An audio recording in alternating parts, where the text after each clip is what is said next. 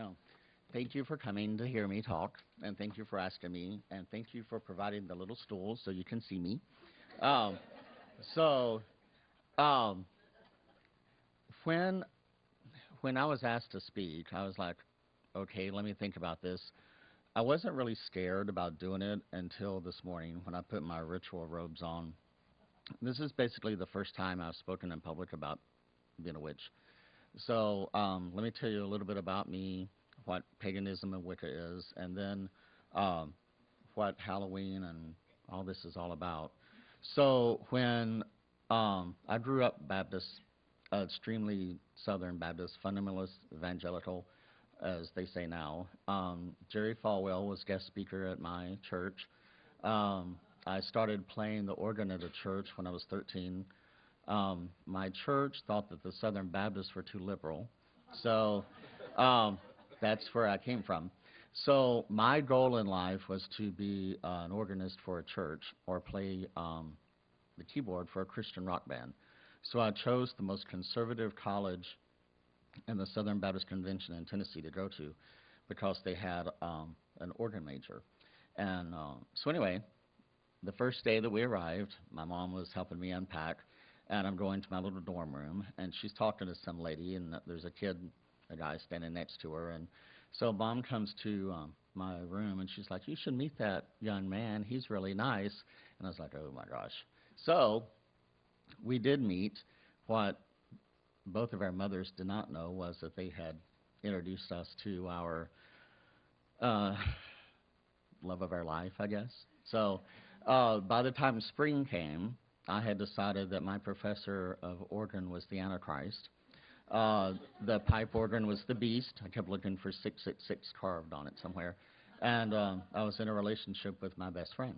So we realized we were gay. So it was a life-changing thing for both of us. We're still friends after 35 years. Um, After I left college, I decided I hated the Baptists. I tried different denominations, and it just didn't work. I couldn't do it. So around 2004, I gave up on Christianity. And then, by chance, the music teacher at Southside Elementary called me in June at the end of 2005 to see how my year went. And she said, oh my gosh, let me tell you, I went into the teacher's lounge and there was a flyer on the copier inviting people to a witch's open circle. I don't know what it was called. It started with an L. And I was like, what? And she said, some of our parents are witches. And I said, well, are you going to the circle? And she was like, no. And I thought, well, I'll go. But I didn't. But I thought about it for 3 months. And in August, I went to the Dome Flea Market. There was a lady there that sold all these knives and little pentacles, and I always thought it was Satanist. And so I went and I said, are you Wiccan? And she was like, no, but I've read about it, and I buy this, get the supplies for them. I said, there's books? And she said, yes. So I went to Books A Million, and I bought Wicca for Beginners. And I read it in one evening, and I thought, this is it. This is where I belong. So now I have joined the Temple of Witchcraft. It's based in Salem, New Hampshire. And I just finished my second degree, and I'm working toward becoming an ordained priest with them. So I'm really glad that I chose Wicca. It's a beautiful religion. And so what is paganism and Wicca? Paganism is basically a nature-based religion. We have people that worship everything. We believe that everything around us is sacred. The rocks, the trees, the stars, the moon, the sun, the earth. Plants, everything has a spirit. If we're going to take anything from a tree, it's best to ask the tree if we can have it, and then leave an offering for the tree, like water or something, just so that you can honor the spirit of the tree. There are pagans who do not worship anything but nature. They don't believe in any gods. Then there are pagans who worship the Norse mythology, or pagans that worship the Celtic mythology, or pagans that just worship whatever. And in this whole umbrella of paganism, there are little subcultures. There's Druids, there's Wiccans, there's the heathens. So we all have our own little path. With Wicca, we worship the old gods, and I particularly right now follow the Celtic mythology. So if you're wondering, It's all those stories you read as kids about Zeus and Aphrodite and Pan. That's the Greek side. I'm on the Celtic side with Bridget, Cernunnos, Lugh, and Mabon. So I thought that was very interesting that we were honoring these old gods. And the more I read about Wicca, I realized that the Christian church took all of their holidays from the pagan celebrations. And I was like, oh, so this is really what all this is about. And the Christians turned it to get more people into their church. Wiccans basically live by one rule, and it's harm none. Do as you will and harm none. We also believe that whatever you put out comes back to you 3 times 3. So if you put out good vibes, good things are going to happen to you. If you do something nasty, it's going to come back on you 3 times. We don't sacrifice anything because we feel everything's sacred. So if you ever hear about people sacrificing an animal, that's not paganism. That's something else. So that's Wicca. And I have a handout for you that's the Wheel of the Year. So we're going to start at the top at Yule. Yule is the winter solstice. And at that time, we believe that the goddess gives birth to the god, which is the sun. And he is also the son of God. So when the Christians decided to put the birthday of Jesus around, they put it close to that worship time because they wanted more pagans to join the church. So even in our Christmas songs today, if you hear anything about, make the Yuletide gay or celebrating the Yule or burning the Yule log, that's all the pagan stuff. Also, so is the Christmas tree and presents because they decorated trees. So that's Yule. That's the first holiday in the year. Imbolc is February 2nd.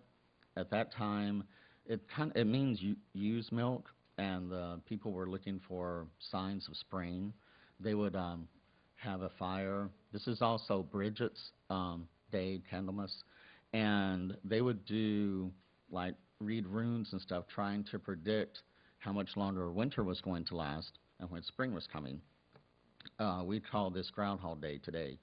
So in the mythology, the god is growing, the goddess is still taking care of him, and when spring arrives, which is Ostara, the god has become a young man. He is now the green man. The goddess is a young maid, and the earth starts to bloom and revive.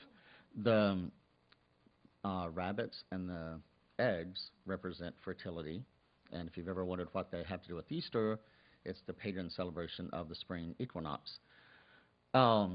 Easter, if you want to know why it keeps changing, I was always told as a kid that it was based on the Jewish calendar. Easter is celebrated on the first Sunday after the first full moon after the spring equinox.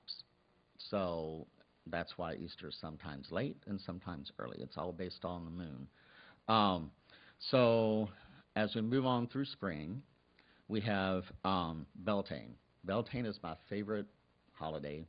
If you ever want to come to an open circle, that's the one to go to. Beltane is our fertility festival. It's the green man and the goddess mate.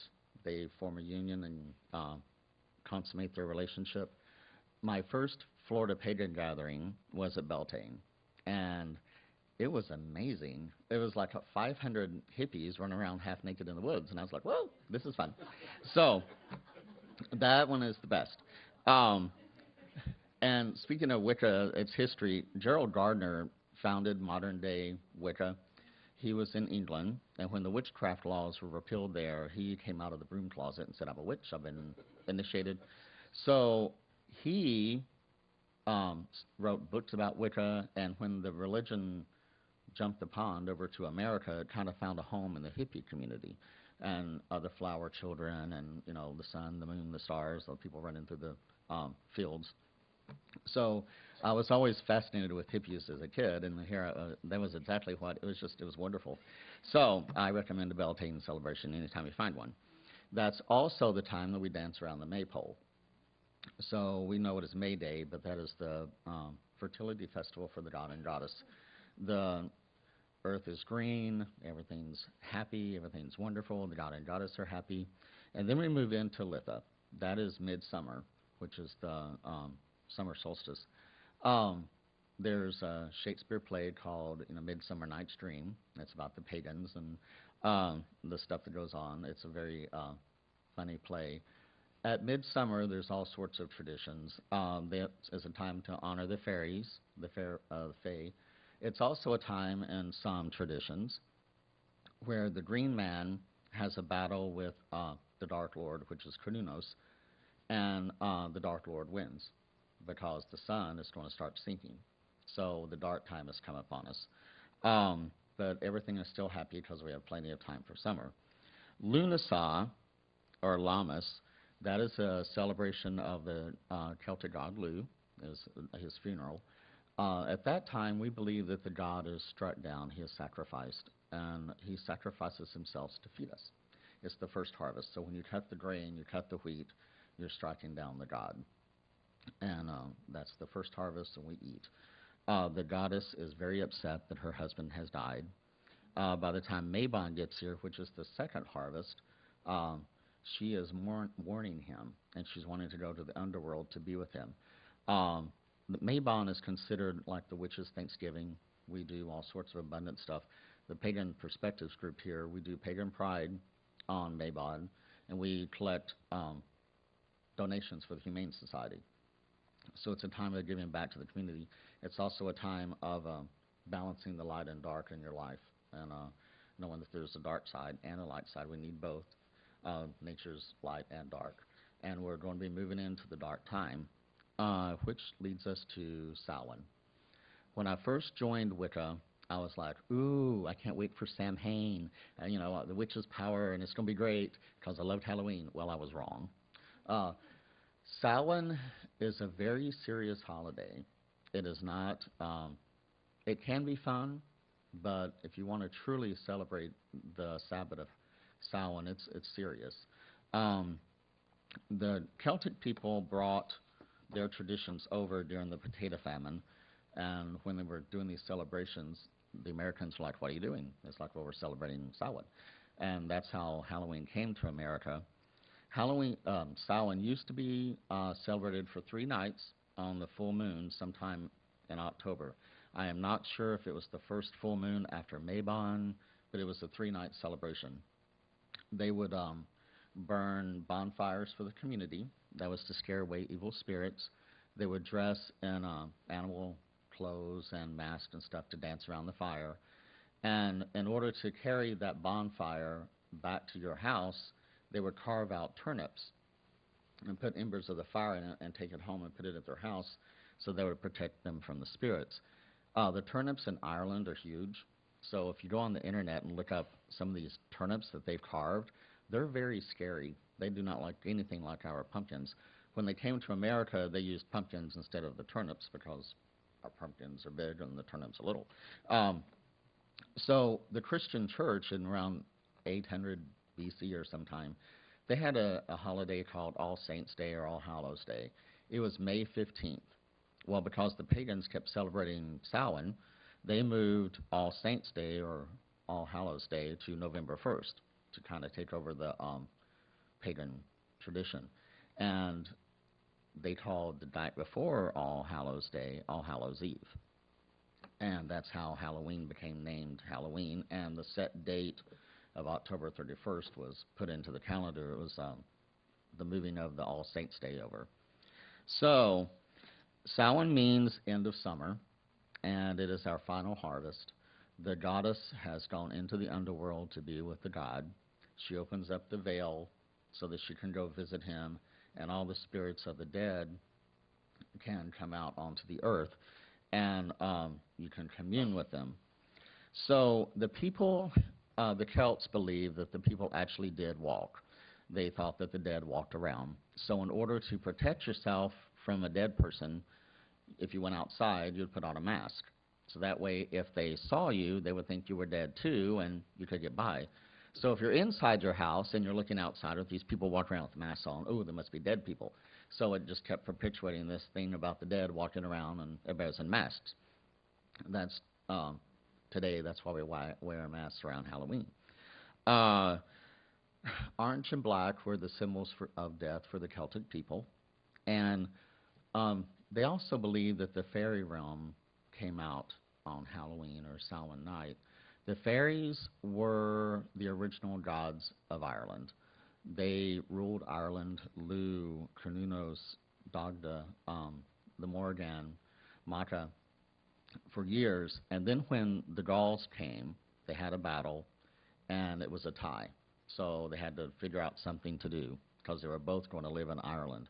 So the Gauls chose to live above land, and the gods went underground and became the fairy folk. Lugh of the Long Arm, he's like this great, wonderful, strong god. His name finally got switched around to Leprechaun. So that's where the leprechauns come from. Now, the fairy folk are supposed to be tricksters. They come out and play tricks on you. And the way that we honor the fairy when we worship with them, we give them sweets because they like sweets.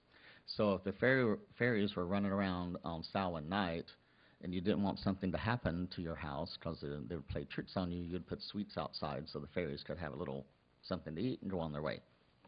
So now it's trick or treat. Let's see. So the games that they played at Samhain, they did bob for apples. And if a man and woman happened to get the same apple and their lips touched, then they were going to be married. If you were at a party and you glanced backward into a mirror and saw the reflection of somebody, that would be the person you're going to marry. They would take egg whites and drop it into water, and it would spin around. And if it formed an initial of someone, that would be who you're going to marry. So some like bobbing for apples has come to America. I don't think we do that anymore. Germs, I think. But that was I kind of enjoyed doing that as kids. I felt like they were drowning. So if you think all of this is silly and you're too old for Halloween and you want to celebrate Samhain, this is how you can do it. Of course, I thought it was going to be this big, wonderful, scary holiday and the witches would have all their power. No, it's a time to honor the dead. And it is very emotional. I went to the Florida Pagan Gathering after the Beltane celebration, which was just wild. And Samhain was totally different. It was so dark. Their ritual was extremely long. Well, there's 500 people. We each had to light a candle and walk up to this altar and light a candle for somebody in our family that had died. There were people crying all over the place. It was like a 2-hour memorial. I didn't think that would ever end, and I thought, I'll never come back. I won't ever do this again. I hated it. And so when we celebrate Samhain, it's a tough time, especially if you have close people to you that have died. It can be wonderful if you can see it in that light, but for me, it's just sad. You can have an ancestor altar at your house, of which you probably already do and don't know it. Just put pictures of your family that's died on a table. You can light a candle and remember them that way. If they liked, there's a friend of mine that has one in her house, and when she makes coffee, her grandmother loved coffee, so she puts a coffee cup there beside of her picture, like, here, Grandma, here's some coffee. You can put food there, and just to recognize them and to honor them. If people, talk about seances and stuff around Halloween and contacting the spirit world, if you want to do that, this is the time to do it. I would not use a Ouija board. Stay away from those. But if you want to actually remember your ancestors, sit down with a candle and their picture and just start thinking about all the fun times that you had, how their voice sounded, the food they liked to eat, the places you went. And pretty soon, it will feel like that they're actually there with you. And if you feel like a little breeze on your cheek, or something moves in your house, or something that they particularly liked, just comes to mind and it's right there, you didn't know where it had been, then I believe that they're back and they're saying hello to you. Another thing you can do is have something called, you can go, I've done this one. I've gone to favorite restaurant where they like to eat and have a meal that they loved and sit there, eat the meal, and think about them while you eat. So it's a way of honoring them. You can also do that at home. It's called a dumb supper. You don't talk. You make their favorite meal, you set a place for them, and then you sit there and you eat.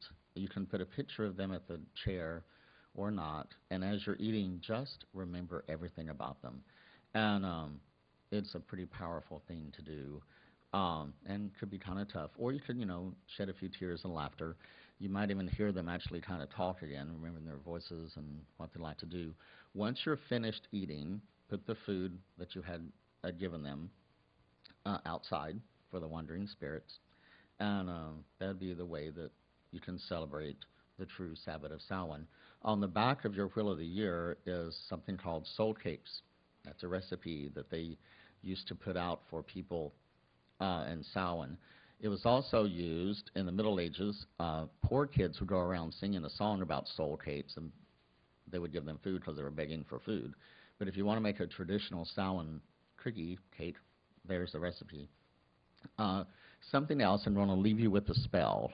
This is called the Witch's Magic Mojo Jar.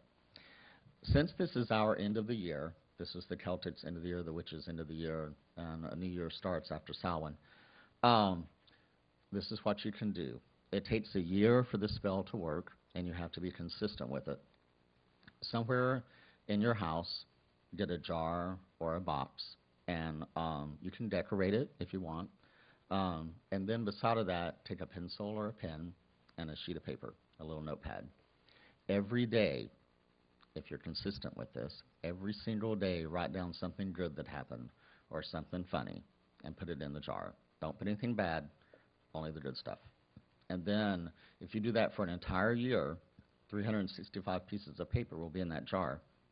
And when Halloween or Samhain comes around in October, open the jar and start reading. And things that you had forgotten about will come back. You'll laugh. It may be something that'll make you, laugh, but a fond memory, or, oh, this was the last time we did this. It's a wonderful thing. It'll be like your whole mood will change by magic. So anyway, I've done that before. It's wonderful. And sitting there reading, the date, we did this, we went to this museum, I saw this show, and it's like, oh yeah, then you just completely remember everything. So that's my spell for you. So once again, thank you for allowing me to speak, and blessed be.